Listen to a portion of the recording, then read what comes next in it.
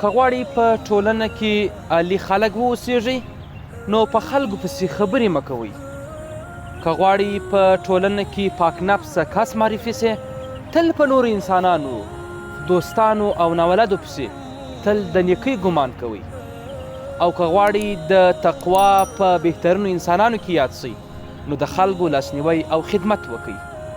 ځکه خو که تاسې په ټولنه کې د مظلومو کسانو لاسنیوی وکئ، خدای تعالی جل جلاله به په هغه سخته ورځ چې ټولې دنیا قومونه سره راټولیږي او د الله عز وجل و حساب ته وردرومي، نو که تاسې د نورو لاسنیوی وکئ او خدمت یې وکئ، تاسې به په ټولنه کې هم د عزت حیثیت ولرئ او هم به په ورځ د قیامت الله عز وجل ته د ګناهونو د خلاصون څخه یوه ذریعه واوسیږي.